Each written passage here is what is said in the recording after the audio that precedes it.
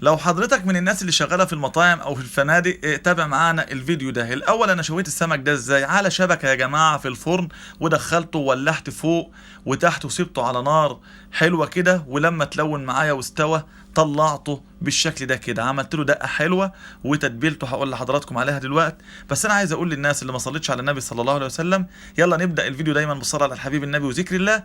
وتعالى اقول لحضرتك، لو انت من الناس اللي شغاله في مجال الاكل وزباينك طلبوا من حضرتك انك تعمل ايه، تخللهم السمكيه بالشوكه والسكينه من غير ما تلمس السمكيه بايدك، هتتعامل ازاي؟ في عجاله كده جبت السمكيه حته من الديل كده قطعتها، وخدت برضو الشوكه اللي على اليمين والشمال شلتها، وبالشوكه بدات اخلي السمكيه بالشكل ده كده. معايا السكينه اهو، والشوكه، السكينه في ايدي اليمين والشوكه في ايدي الشمال، وابدا اتعامل واخلي بشكل محترف بالشكل ده كده.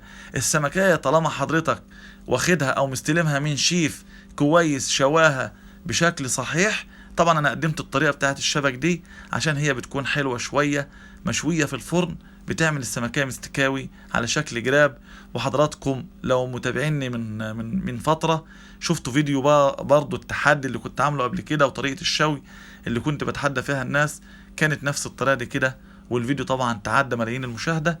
وهنا السمك اهو طلعته، بقلبها وباخدها من الجنب ده ومن الجنب ده، وبوقفها على بطنها وبالسكينة بفتح كده اهو بالراحة. شوف هعمل ايه هنا، ايوه اهو سهلة قوي. بتشيل الراس وبتبدأ من بطنها تشيل الشوك واحدة ورا التانية ورا التالتة، وتبدأ الناحية التانية هتشيل البطنية وتخلي السمكية على اللحم فقط.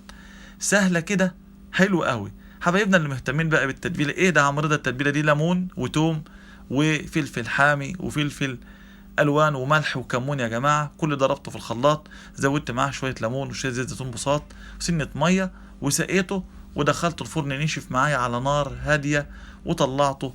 وطبعا عايزين تزودوا شويه ملح برضه وكمون، مفيش اي مشكله. طلع معايا بالشكل الجمالي ده.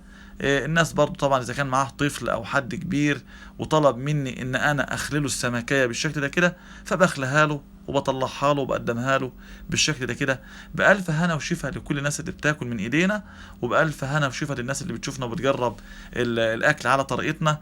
بحييكم وبقول لحضراتكم اشتركوا لي في القناة على اليوتيوب وعلى الفيسبوك، وهي اسمها الشيف رضا شعبان فودة. نوروني دايما بوجودكم وتعليقاتكم ولايكاتكم ومشاركتكم للفيديو. وافضل ما في كل هذا الموضوع هو ذكر الله والصلاة على الحبيب النبي صلى الله عليه وسلم.